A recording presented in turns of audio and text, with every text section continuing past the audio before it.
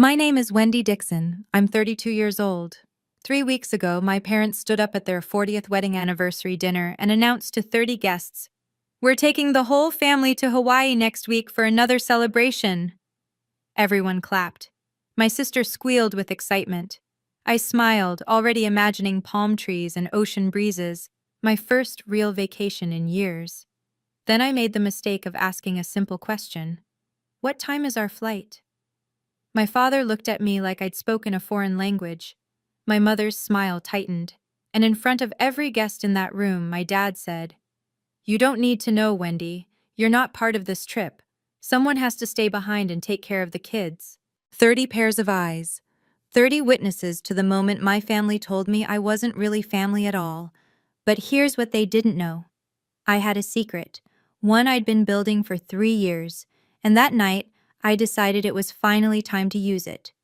Before I tell you what happened next, please take a moment to like and subscribe, but only if this story resonates with you. And drop a comment telling me where you're watching from and what time it is there. Now, to understand why I walked away from everything I knew, let me take you back to the beginning. The Dixon family lives in a white colonial house in the suburbs of Boston. 4 bedrooms, 2-car garage, lawn trimmed to HOA perfection. The kind of house that screams "we made it" to anyone driving by. My father, Harold Dixon, retired 3 years ago from his position as a branch manager at a regional bank. My mother, Patricia, has never worked a paid job in her life, but she'll tell you she's busier than any CEO, chairing the church women's committee, organizing neighborhood fundraisers, maintaining what she calls our family's reputation. Then there's my sister, Megan, 3 years younger than me, married to Derek Hartley, a corporate attorney at a firm downtown whose name she drops into every conversation.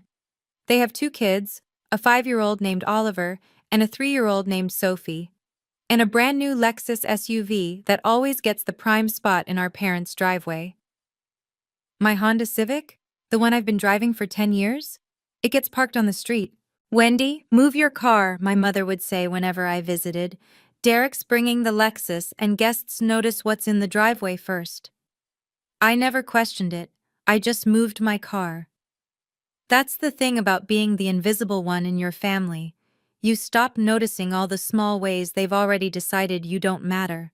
The nicer parking spot, the better seat at the table, the way your mother introduces your sister to guests by her husband's job title, while you're just Wendy, she helps out. I work as a part-time accountant, mostly remote clients. Flexible hours, modest income. Nothing impressive by Dixon family standards. But I never told them about the other thing I do. The thing I started 3 years ago, after my life fell apart in a different way. I never told them I'd learned to see. Let me paint you a picture of what helping out looks like in the Dixon family. Thanksgiving? I arrive at 6 a.m. to start the turkey. I set the table with my mother's Wedgwood china, the set I'm not allowed to use, only to wash. I arrange the flowers, polish the silver, coordinate the timing of 7 side dishes. Megan arrives at noon in a cashmere sweater, kisses everyone hello, and sits down to be served. Christmas? Same routine. Plus wrapping all the presents my mother bought, because her arthritis is acting up. Funny how her arthritis never stops her from playing bridge 3 times a week.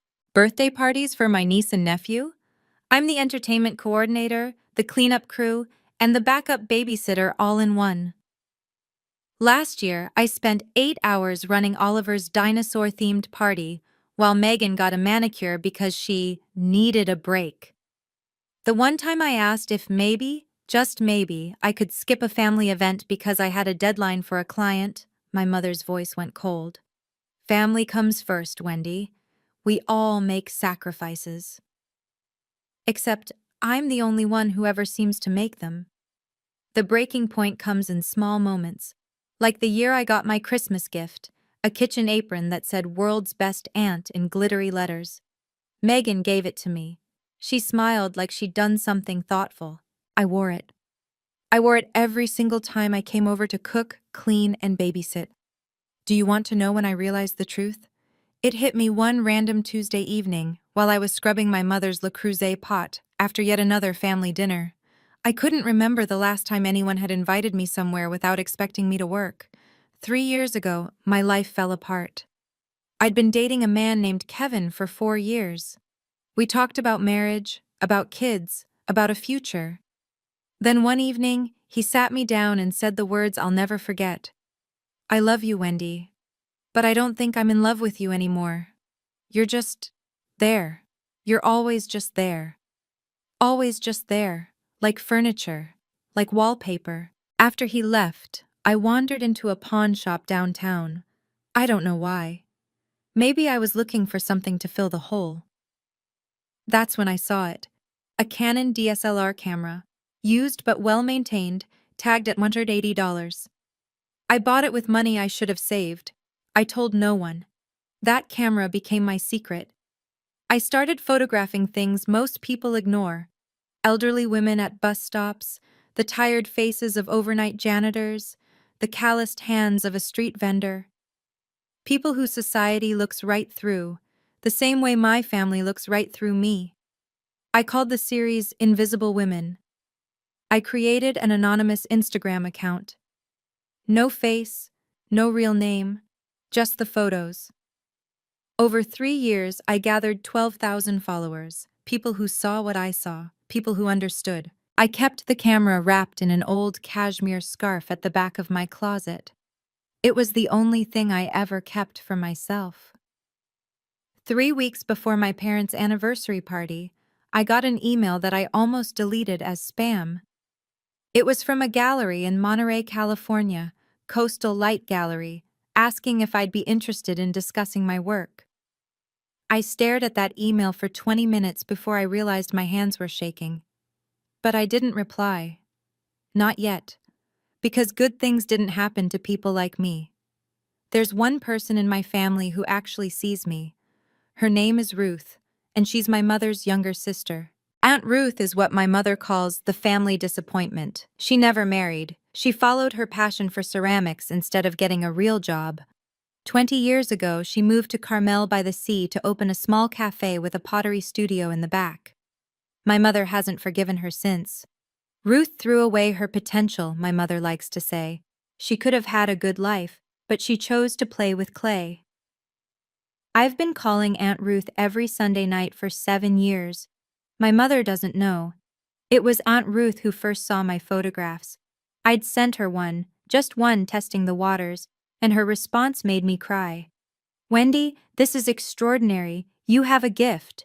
Nobody had ever called anything I did extraordinary. She was the one who encouraged me to keep shooting, to keep posting. And she was the one who 3 weeks before my parents' anniversary said something that changed everything. Wendy, I hope you don't mind, but I sent your Instagram link to someone, a gallery owner I know in Monterey. His name is Marcus Coleman. He's looking for emerging artists. I nearly dropped the phone. Aunt Ruth, that's the gallery that emailed me. I know, sweetheart, he told me. He wants to talk to you about a solo exhibition. Silence, my heart pounding. But that's real. That's an actual career thing. Yes, it is. Her voice was gentle but firm. And you deserve it. You don't need anyone's permission to pursue what you love. I learned that lesson late. You don't have to. That night, I replied to Marcus Coleman's email. Now let me bring you to the night that changed everything. My parents' 40th wedding anniversary. A milestone worthy of a party, according to my mother, which meant 30 guests, a catered menu that I would assist with to save money, and an evening of celebrating the Dixon family's 4 decades of picture-perfect marriage. The preparation started a week before. I took 3 days off from my accounting clients to help set up. I ordered flowers, white roses and peonies, per my mother's specifications. I hand-wrote 60 place cards in the calligraphy she insisted upon. I coordinated with the caterer, pressed the tablecloths, polished the Waterford crystal glasses that had been a wedding gift 40 years ago. On the day of the party, I arrived at 7 a.m. I wore jeans and a t-shirt because there was no point dressing up when I'd be in the kitchen for the next 10 hours. By 6 p.m., the house looked perfect.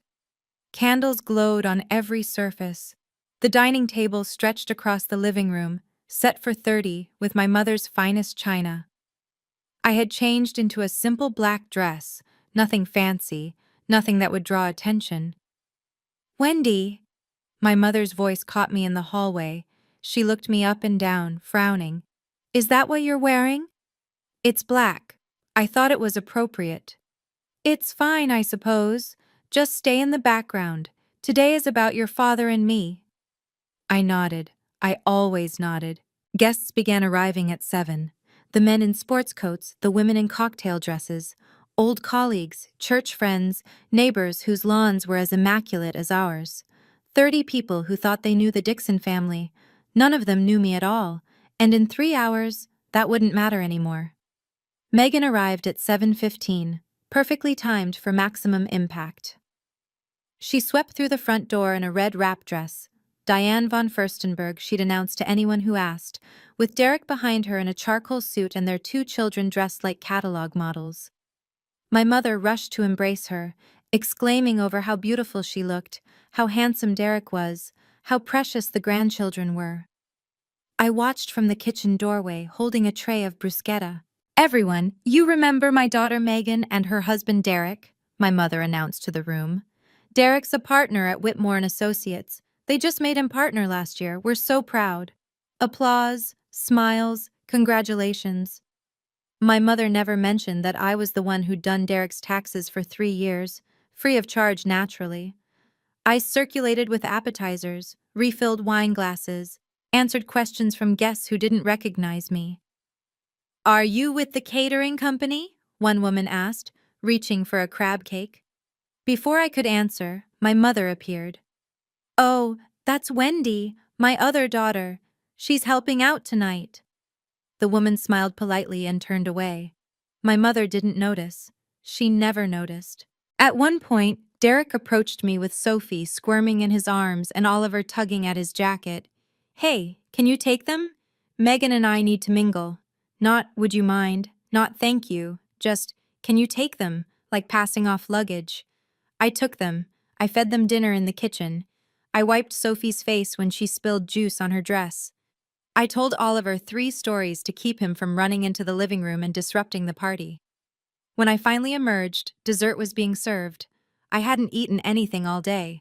No one had thought to save me a plate. The announcement came at 9 o'clock, right after my mother's tiramisu was served. My father stood up, tapping his champagne glass with a fork. The room fell silent. 30 faces turned toward him with expectant smiles.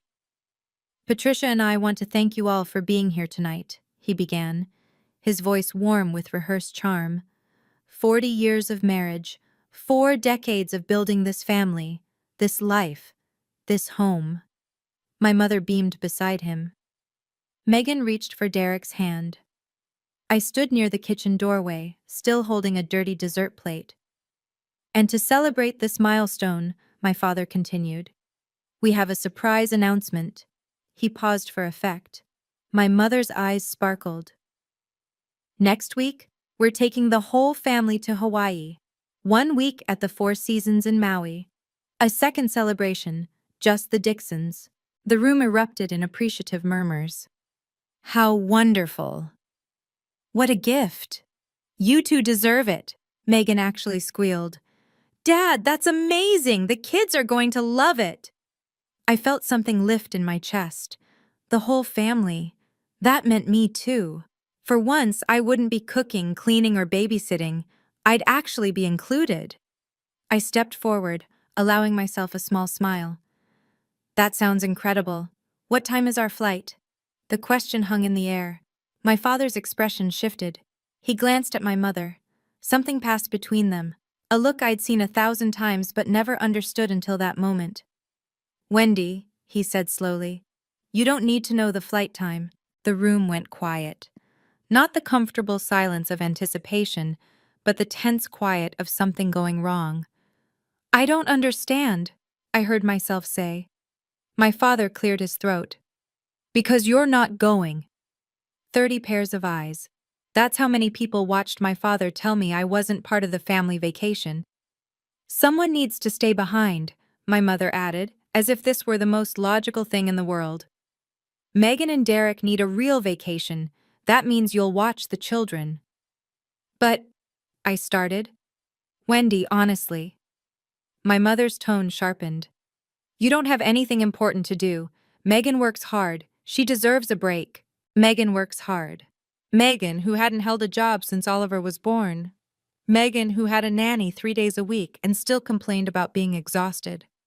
It's just a week, Derek added, not even looking at me. The kids love you. I stood there in my plain black dress, holding a dirty plate, while 30 people watched me be dismissed from my own family. Some of them looked uncomfortable. Most of them just looked away. One woman, I didn't know her name, leaned toward her husband and whispered something. He nodded. I caught the words. Poor thing, she must be used to it by now. The champagne glass in my hand trembled. I set down the plate, set down the glass, because I didn't trust myself not to drop them. Of course, I heard myself say, I understand. I smiled, the smile I'd learned to wear after 32 years of being the one who helps out, the one who doesn't complain, the one who is always, always just there. But something inside me had finally cracked. Not broken. Cracked. Like a fault line shifting before an earthquake. I excused myself to the kitchen. I leaned against the counter and closed my eyes. And for the first time in my life, I started making a different kind of plan. The party continued without me. Of course it did. I stayed in the kitchen, mechanically washing dishes, while laughter and conversation drifted in from the living room. At some point, Megan appeared, her red dress swishing against the doorframe. Wendy, don't be upset, she said, reaching for my arm. You know how it is. Derek and I really need this time together. It's been so stressful lately with the kids. I kept washing. I understand. Besides, you're so good with Oliver and Sophie. They'll barely notice we're gone. I rinsed a champagne glass, set it in the drying rack, said nothing. Megan sighed, the way she always does when she thinks I'm being difficult. Look, it's just a week. And you don't have, like, a boyfriend or anything tying you down. Your schedule is flexible. Flexible. That word again. As if my time had no value because I chose how to spend it. Derek made a list, she continued, pulling out her phone. Their schedules, food allergies. Sophie can't have strawberries, remember? And there's this new thing with Oliver's ear. He might need drops. I'll text you everything. She didn't ask if I was willing. She just assumed. That's when Derek appeared, loosening his tie. All sorted? Great. We're heading out early tomorrow to pack. Megan, your mother wants photos before we leave. They were gone before I could respond. Not that I would have. Not that I ever did. But as I stood there alone in my mother's kitchen, staring at the list of instructions Megan had just texted me, a single thought crystallized in my mind. They don't see me as family, they see me as staff, and staff can resign. It was almost midnight when I found the emails. The last guests had finally left. My parents had gone to bed, exhausted from accepting 40 years' worth of congratulations. I was alone in the living room, folding tablecloths, when I realized I needed to send a file to a client whose deadline I'd pushed back for this party. My laptop was at home. My mother's was on the kitchen counter. She won't mind, I told myself. She'd borrowed my things 1,000 times without asking. I opened the laptop. Safari was already running, and there it was, my mother's Gmail, still logged in. I should have clicked away immediately. I should have minded my own business. But I saw my name in the subject line of a recent thread. Hawaii arrangements, Wendy situation. My finger hovered over the trackpad. I knew I shouldn't. I knew whatever I found would hurt. I clicked anyway. The thread was between my mother and Megan, starting a week before the party. From Patricia Dixon. To Megan Hartley. Keep Wendy here to watch the kids. She doesn't have anything important to do anyway. Derek was right. It's like having free help. She should be grateful we give her something to do. And Megan's reply. Totally agree, Mom. She'll probably feel useful for once. It's kind of sad, honestly, but at least it works out for us. I read those words 3 times to make sure I understood them. Free help. She should be grateful. Kind of sad.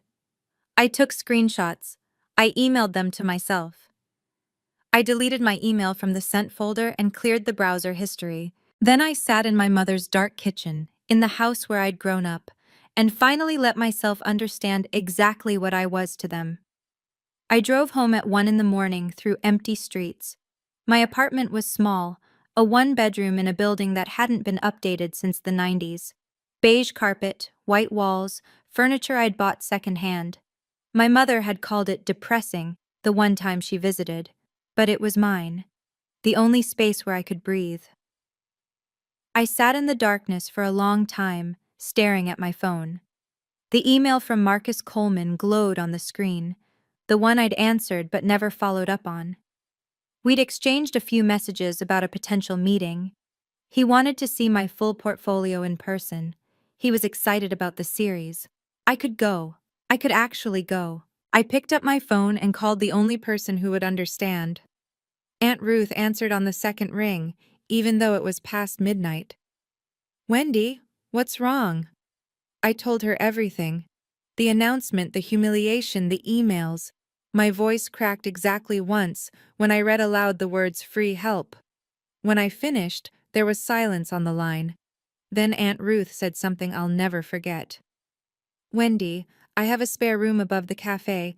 I need help with the morning shift anyway. And that gallery? It's 20 minutes from my place." "Aunt Ruth, I can't just—" "Yes, you can. You can leave. You can choose yourself for once. The only person stopping you is you." I hung up at 2 in the morning. By 6, I'd started packing. 3 suitcases. My camera equipment, my laptop, the cashmere scarf that had wrapped my Canon for 3 years. I left behind the world's best aunt apron. For the first time in 32 years, I was choosing myself. If you've made it this far, I want to ask you something. Have you ever had to choose between your family and yourself? Have you ever stood at a crossroads where staying meant losing who you were? Tell me in the comments, what would you do? Would you stay and endure it, or would you leave? And if this story matters to you, please hit that like button. Now let me tell you what happened when I told them I was leaving. 2 days before my family's Hawaii trip, I drove to my parents' house one last time. My mother was in the living room, coordinating outfits for the vacation. Megan sat on the couch, scrolling through resort reviews. Derek was somewhere upstairs, probably on a work call. My father was reading the paper in his armchair, the way he always did, present in body, absent in attention. "I need to tell you something," I said from the doorway. My mother barely looked up. "If it's about the children's schedule, Megan already sent it to you." "It's not about that." I steadied my voice. "I'm not watching the kids. I won't be available." That got their attention. Megan's head snapped up. My mother's hands froze over a pile of sundresses. "What do you mean, not available?" my mother asked. "I have a work opportunity in California. I'm leaving tomorrow." "California?" My father lowered his newspaper. "What kind of work opportunity?" "It's professional. Something I've been working toward." I didn't owe them the details. I didn't owe them anything. Megan's face twisted. "Wendy, you can't be serious. I'm counting on you. We all planned around this." "You planned around me without asking me," I said quietly. "I'm not canceling my life because you assumed I didn't have one." The silence was deafening. Then my mother stood up, her voice cold as January. "This is incredibly selfish, Wendy. Megan needs your help. Family comes first." "Family comes first," I repeated, "except when it comes to inviting me to Hawaii." Her mouth opened, then closed. For once, Patricia Dixon had nothing to say. My father cleared his throat. "If you leave, don't expect us to welcome you back with open arms." "I understand," I said. And for the first time, I meant it. The next 24 hours were a masterclass in emotional manipulation. My mother called 6 times. Each voicemail was more dramatic than the last. "You're tearing this family apart, Wendy. I hope you can live with that. Your father is devastated. He barely ate dinner." Megan cried all evening. The children kept asking where Aunt Wendy was going.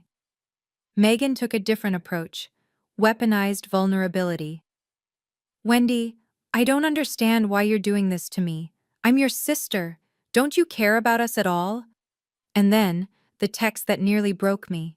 "You're going to end up alone, you know, just like Aunt Ruth. Is that what you want?" I stared at that message for a long time. Just like Aunt Ruth. They meant it as an insult. They meant it to scare me. But Aunt Ruth had her own business, her own art, her own life built on her own terms. Aunt Ruth was happy. Maybe ending up like Aunt Ruth wasn't a threat. Maybe it was a promise. I turned off my phone. The last thing I did before I left Boston was walk through my empty apartment. 3 suitcases by the door. Everything else would stay behind. The second-hand couch, the beige carpet, the life I'd been living for everyone else. I taped my spare key to an envelope and slid it under my landlord's door. Month-to-month lease, paid through the end of January. Clean break. I loaded my car as the sun came up. My Honda Civic, 10 years old and reliable as ever. The same car my mother had been embarrassed by for years. It was going to carry me to a new life. I didn't look back as I pulled away from the curb. The drive from Boston to Carmel by the Sea takes about 45 hours if you push it. I didn't push it. I took 5 days, stopping at roadside motels, eating at diners where nobody knew my name. Somewhere in Nebraska, I pulled over at a rest stop and just sat there, watching the sunset paint the prairie in shades of gold and pink. I photographed it. My first shot as a free woman. On the 3rd day, my phone buzzed with a text from Megan. I turned it back on to check directions. "Mom says if you're not home when we get back from Hawaii, you're dead to her." I read it once, then I deleted it. She was already acting like I was dead anyway. At least now I'd be alive somewhere else. On the 4th day, I called Aunt Ruth from a gas station in Arizona. "I'm about 8 hours out," I said. "Your room is ready. Fresh sheets, ocean view, and Marcus wants to meet you tomorrow afternoon if you're up for it." My stomach flipped. "Tomorrow? That's so fast." "Wendy." Her voice was warm, certain. "You've been waiting 3 years for this. It's not fast. It's finally." When I crossed into California, something shifted inside me. The Pacific appeared on my left, vast and endless and blue. I rolled down my window and breathed salt air for the first time in my life. I cried then. Not from sadness, from relief, from the overwhelming sensation of possibility. At 7 p.m. on the 5th day, I pulled into the driveway of the Ceramic Cup, Aunt Ruth's Cafe and Pottery Studio in Carmel by the Sea. She was waiting on the porch, arms open. "Welcome home," she said, and for the first time in 32 years, somewhere actually felt like it. Carmel by the Sea is the kind of place that doesn't feel real at first. Cottages with storybook rooftops, art galleries on every corner, ocean mist rolling through cypress trees. The whole town felt like a painting someone had dreamed into existence. Aunt Ruth's Cafe sat on a quiet street 2 blocks from the beach. The Ceramic Cup, hand-lettered sign, blue shutters, window boxes overflowing with lavender. The pottery studio occupied the back half of the building, where she taught classes and sold her work to tourists who wandered in for coffee. My room was upstairs, small but bright. A bed with a white quilt, a desk by the window, and a view of the Pacific that made my chest ache with something I couldn't name. "You'll work the morning shift," Aunt Ruth explained over dinner that first night. 6 to noon. After that, your time is yours. "I don't know how to thank you for this." She waved her hand. "Don't thank me, just build something. That's payment enough." The next morning, I woke before dawn. I tied on an apron, not the world's best aunt one I'd left behind, just a simple canvas apron with the Ceramic Cup embroidered in blue thread, and learned how to make pour-over coffee. Customers came and went. locals who knew Ruth by name, tourists charmed by the homemade scones. I took orders, wiped tables, chatted with strangers who had no idea I'd run away from my entire life 5 days ago. By noon, I'd made $37 in tips. I'd smiled more than I had in months. And at 2 o'clock, I had an appointment at Coastal Light Gallery. I showered, changed into the nicest dress I owned, and walked 3 blocks to meet the man who might change everything. Marcus Coleman looked nothing like I expected. I'd imagined someone intimidating, slicked back hair, designer suit, the kind of gallery owner who made artists feel small. Instead, the man who greeted me at Coastal Light Gallery was tall and weathered, with silver hair and kind eyes. He wore a linen shirt, sleeves rolled up, and smiled like we were already friends. "Wendy Dixon," he said, shaking my hand. "Ruth has told me a lot about you, but the work speaks for itself." He led me through the gallery. White walls, natural light, photographs and paintings displayed with careful precision. This was a serious place, a place where art mattered. "I've looked through your Instagram extensively," Marcus continued. "The Invisible Women series is extraordinary. There's a truth in those images that most photographers spend decades trying to capture." I didn't know what to say. I'd never heard anyone describe my work that way. "This one." He stopped in front of a large monitor displaying my portfolio. On screen was a photograph I'd taken 2 years ago, an elderly woman waiting alone at a bus stop, her face a map of lines and quiet dignity. "This is the one that made me reach out. There's something in her eyes. Patience, maybe. Or resignation. It's heartbreaking." "She was waiting for a bus that came late," I said quietly. "She'd been standing there for 40 minutes. Nobody stopped to offer help." Marcus nodded slowly. "You see people, Wendy. Really see them. That's a gift." He turned to face me, and his next words landed like a key turning in a lock. "I'd like to offer you a solo exhibition, 15 pieces, opening in 6 weeks. We'll cover printing, framing, and marketing. You keep 60% of all sales." I signed the contract on a Tuesday afternoon, sitting at Marcus's desk, with sunlight streaming through the gallery windows. The document was simple: 15 photographs. Opening night scheduled for late August. Coastal Light Gallery would handle production costs, printing, framing, installation, marketing materials. I would receive 60% of all sales revenue, with the gallery retaining 40% as commission. "Standard terms," Marcus assured me. "Fair terms." But as I read through the pages, my hands started to shake. "Take your time," Marcus said gently. "This is a big step." It wasn't the business terms that overwhelmed me. It was seeing my name printed in official type. Artist, Wendy Dixon. A legal document recognizing that my work had value, that I had value. I thought about all the times I'd done my family's taxes without credit, all the parties I'd organized without thanks, all the hours spent caring for children who would grow up never knowing how much I'd given them. Not once had my name appeared on anything that celebrated my contribution. Until now. "The exhibition title," Marcus said, pointing to a line near the bottom. "I'd like your approval. We're proposing Invisible Women, Portraits of the Overlooked." Invisible Women. "It's perfect," I whispered. I signed my name on the line. Marcus countersigned as witness. The document was notarized by his assistant, a young woman named Julia, who stamped the pages with official precision. When it was done, Marcus handed me my copy. "Congratulations, Wendy. You're officially a represented artist." I walked out of that gallery holding the contract against my chest.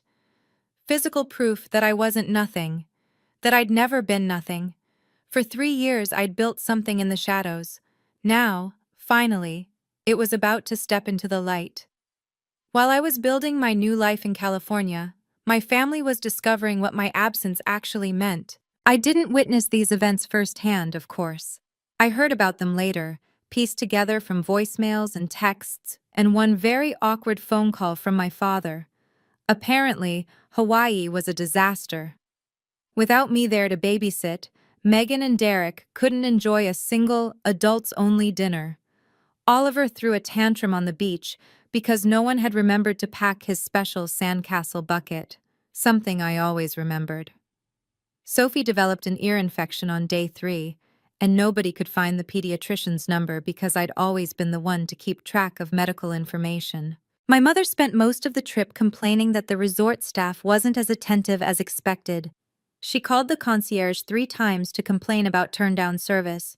She sent back her Mai Tai twice. "This isn't relaxing at all," she reportedly said. "Who planned this trip?"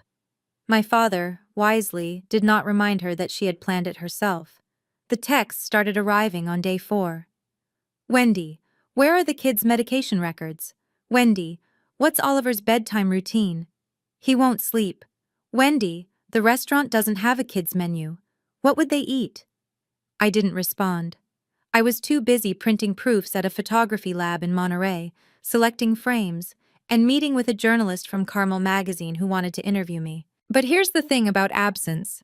It teaches people what they've been taking for granted. On day 6 of their Hawaiian vacation, Megan did something she'd never done before. She searched my name on Google, and for the first time, she found something other than a blank page. 6 weeks later, I stood in the center of Coastal Light Gallery and couldn't quite believe it was real. 15 of my photographs hung on the walls, each one printed large and framed in simple black. The gallery glowed with soft light.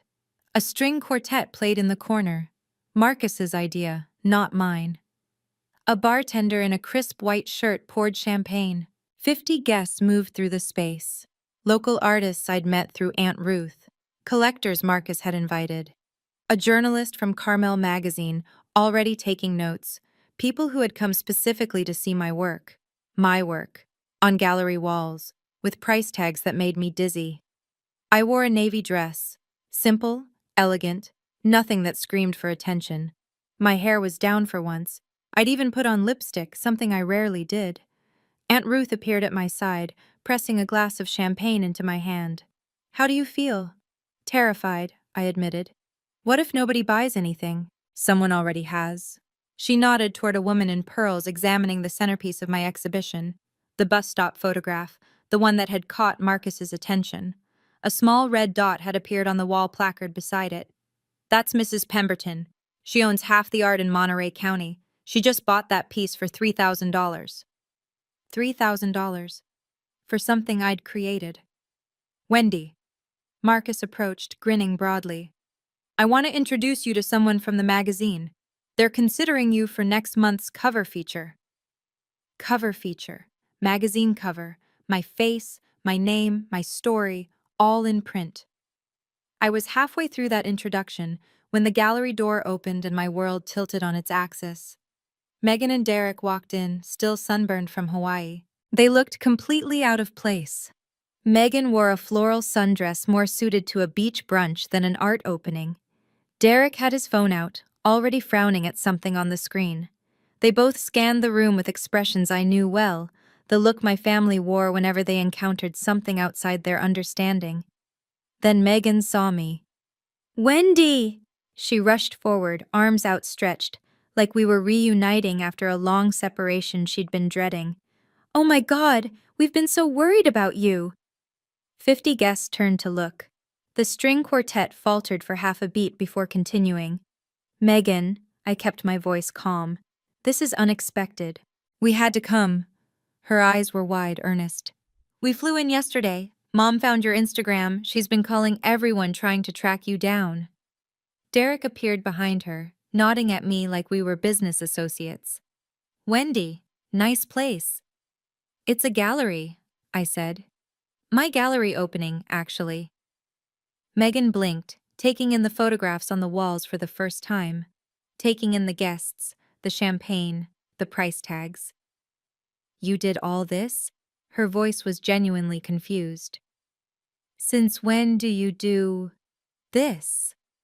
"Since 3 years ago. You never asked what I did in my free time." Aunt Ruth materialized at my elbow, a quiet wall of support. Across the room, Marcus was watching carefully, ready to intervene if needed. Megan leaned closer, lowering her voice. "Wendy, I have news. I'm pregnant again. Number 3. And I really need you to come home. Derek's work is crazy right now. Mom's not helpful with the kids. I need you. There it was. Not an apology, not congratulations on the exhibition, just need. Always, always their need. The words hung in the air between us. I need you. How many times had I heard that phrase?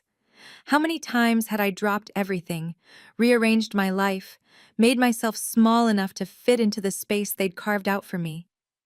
Megan, I said quietly, I'm in the middle of my opening night. I know, and this is lovely, really. She waved her hand at my life's work like it was a cute hobby. But we can talk about that later. Right now, I need to know when you're coming back.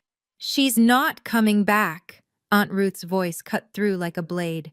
She lives here now. Derek stepped forward, irritation flickering across his face. With all due respect, Ruth, this is family business. Family business? Aunt Ruth laughed. A short, sharp sound. You mean the family that uninvited her from vacation and called her free help in emails she wasn't supposed to see? Megan went pale. Around us, guests had stopped pretending not to listen. The journalist from Carmel magazine. I noticed her pen moving rapidly across her notepad. That's not... We didn't mean it like that, Megan stammered. How exactly did you mean it? This came from Mrs. Pemberton, the collector who'd just purchased my photograph. She stood nearby, champagne in hand, watching the scene unfold with undisguised interest. I'm sorry, Derek said tightly. Who are you? Someone who just paid $3,000 for that young woman's art. Mrs. Pemberton nodded toward my bus stop photograph. And someone who's very curious why her family seems to think she should abandon her career to be a babysitter. The temperature in the room dropped 10 degrees. Megan looked at me, desperation in her eyes. Wendy, please, let's talk privately. Let me pause here for a second. If your family showed up at the most important night of your life, not to celebrate, but to drag you back to a life where you didn't exist, what would you say? Tell me in the comments. I really want to know. And if you want to hear what happened next, make sure you're subscribed so you don't miss anything. Now, let me tell you what I said. I didn't retreat to a corner. For 32 years, I had made myself small. I had whispered, accommodated, disappeared. Not tonight. I stepped forward into the center of my own exhibition and spoke clearly enough for everyone to hear. Megan, I understand that you're pregnant. Congratulations, genuinely. But I won't be coming back to Boston to be your childcare. Wendy, I'm not finished. My voice didn't waver. You can hire a nanny. You can hire two. Derek makes enough at Whitmore and Associates, and you've never had trouble spending money before. What you can't do is hire me, because I was never paid.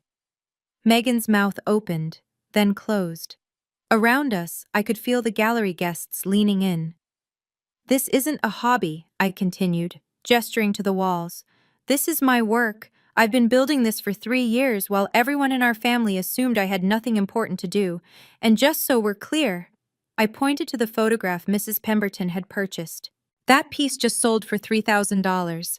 Tonight, I've sold 4 pieces totaling $8,000. My work has value. I have value. And I will not throw that away to go back to being free help. Silence. Absolute silence. Derek coughed uncomfortably. Megan's eyes were filling with tears, real ones this time, I thought, not the performative kind. Then Marcus started to clap. Aunt Ruth joined him. Mrs. Pemberton raised her champagne glass in a silent toast. One by one, the other guests followed. Applause rippled through the gallery. Not for my photographs, for me. For the moment I finally stood up and said enough. I didn't smile triumphantly. I didn't gloat. I simply looked at my sister and said, I hope your pregnancy goes well. I truly do. Then I turned and walked away. The gallery door opened again 20 minutes later. I was in the middle of a conversation with the Carmel magazine journalist when I saw them. My parents, standing in the entrance like they'd materialized from a nightmare. My mother wore her Burberry trench coat, the one she saved for important occasions. My father stood behind her in a blazer, looking uncomfortable and out of place. They scanned the room until their eyes found me. Patricia Dixon walked through my gallery like she owned it. Wendy. Her voice carried the same tone she'd used when I was 8 and had tracked mud onto her clean floors. We need to talk. The journalist raised an eyebrow. I excused myself and moved to intercept my parents before they could cause more of a scene. You came all this way, I said evenly. Of course we did. You disappeared. You left your family when we needed you most.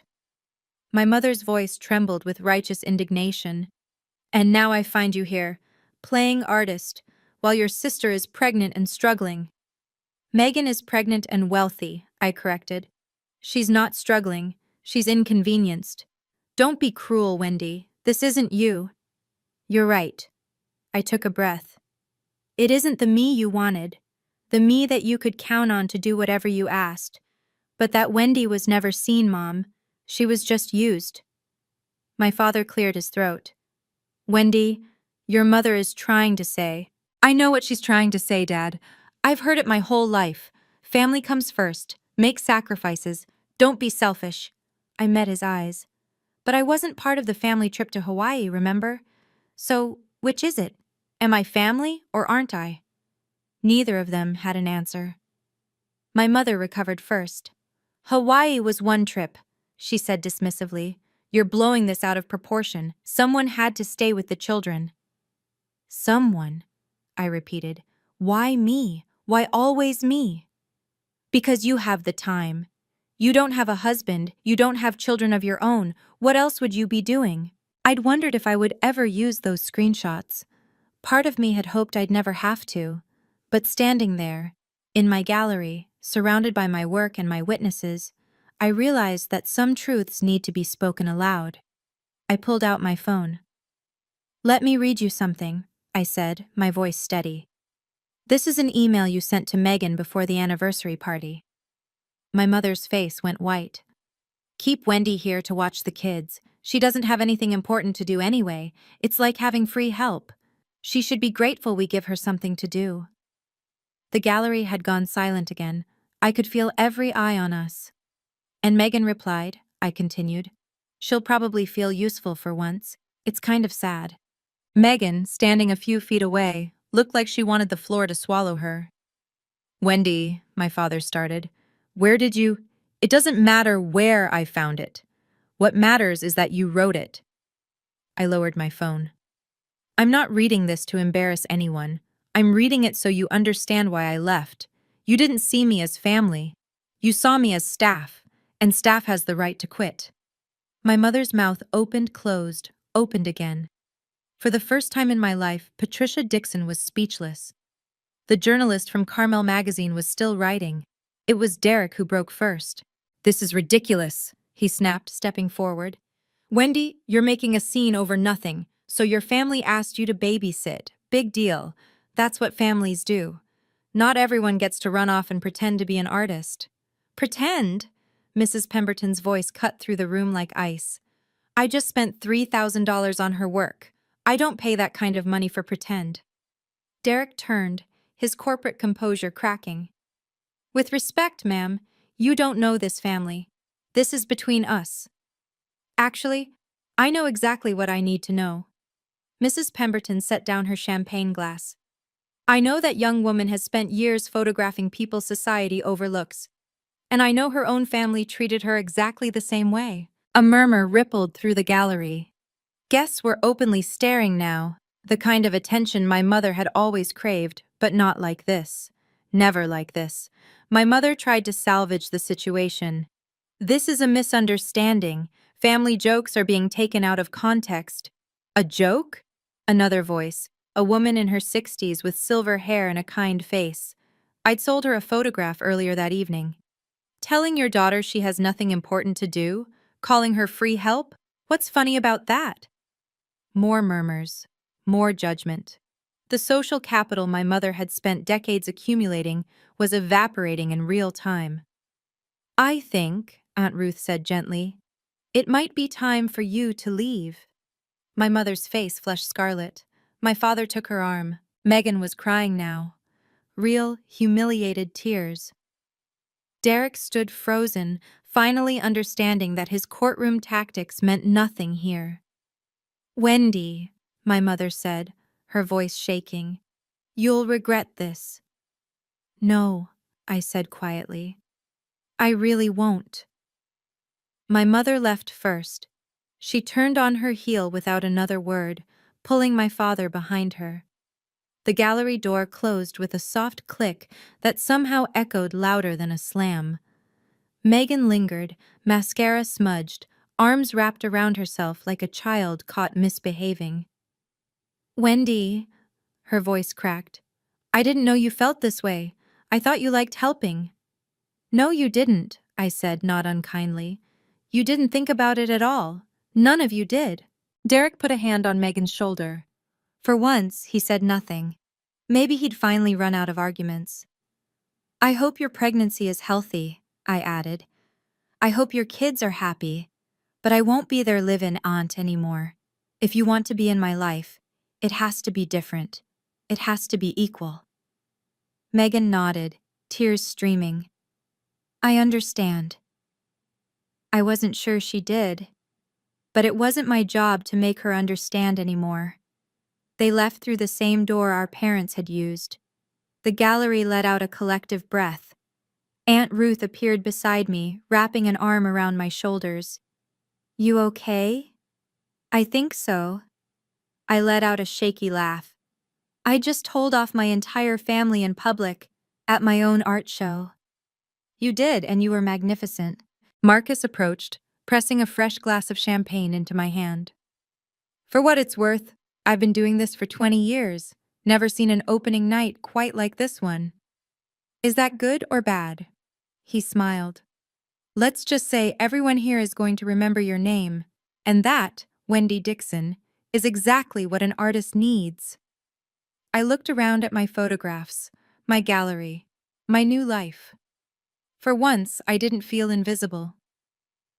By the time the gallery closed that night, I had sold 8 of 15 photographs.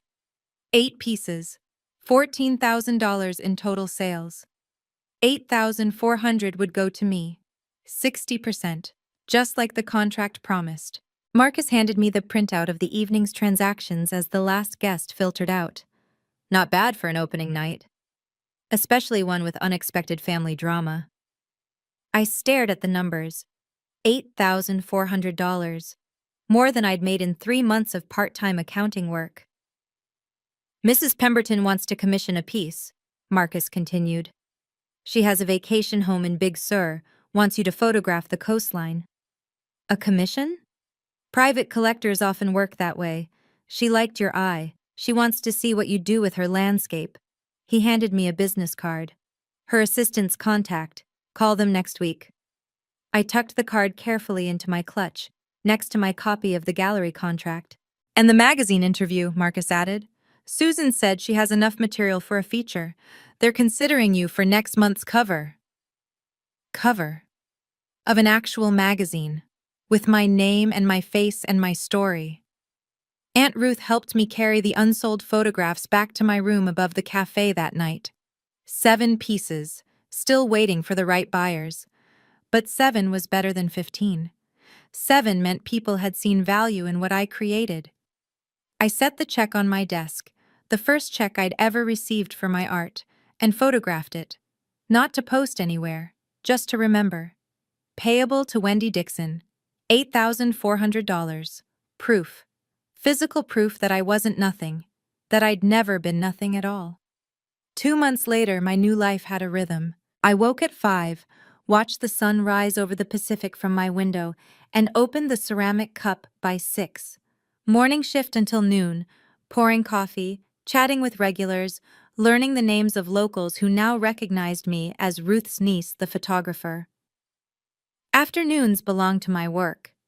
I'd rented a small studio space 3 blocks from the cafe, just big enough for my editing equipment and a printing station. The gallery exhibition had closed, but Marcus had already scheduled another show for spring. This time, a series called Boundaries, photographs of edges, thresholds, the spaces between belonging and being alone. It felt right. The magazine article came out in October. My face on the cover of Carmel magazine, next to the headline, "The Artist Who Learned to See Herself." The article told my story, edited, of course, with names changed to protect the innocent and the guilty alike. But the truth was there. The invisibility, the breaking point, the choice. People reached out. Women who'd been the family helper, the reliable one, the one everyone forgot to thank. Their messages filled my inbox like a chorus of recognition. I thought I was the only one. "You gave me permission to leave.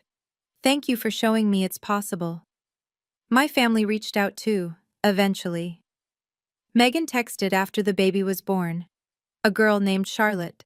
She sent a photo, I sent congratulations and a gift card, nothing more. My mother called once, I didn't answer. She left a voicemail asking if I'd gotten this out of my system yet. I deleted it. But my father surprised me. His email arrived on a Tuesday evening, 3 sentences long. "Wendy, I saw the magazine. I'm proud of you." That one I kept. Today, I'm sitting in my studio looking out at the Pacific. The Canon camera I bought from that pawn shop still sits on my shelf, older now, battered, but still working. Next to it sits a newer model, one I purchased with money I earned from my art. Both cameras matter. One reminded me to see, the other proves that people saw me back. My second exhibition opens next month. Boundaries. 15 new photographs, each one exploring the edges of connection, where family ends and self begins, where obligation crosses into exploitation, where love becomes something else entirely. I think it might be my best work yet. Aunt Ruth stops by every morning with coffee and commentary. Marcus checks in weekly with updates about collectors and opportunities. The ceramic cup regulars have started requesting the photographer's table by the window, where I sometimes edit photos between customers. I'm not rich, I'm not famous, but I'm seen, and that's enough. As for my family, we exist in a new configuration now.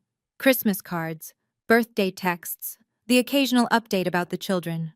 Civil, distant, healthier than before. I haven't been back to Boston. Maybe someday I will. But only as a visitor, never as the help. The other day I was going through old photographs and found one I'd taken years ago.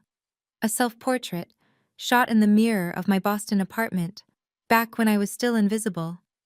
The woman in that photo looked tired, defeated, like she was waiting for permission to exist. I deleted it. That woman is gone now. In her place is someone who takes up space, who creates beautiful things, who says no when she means no, and yes only when she chooses. Someone who finally let herself be seen. That's the real story. Not revenge, not triumph, just freedom. From a psychological perspective, Wendy's story illustrates something called parentification. When a child, often the eldest, takes on adult responsibilities without recognition or reciprocity.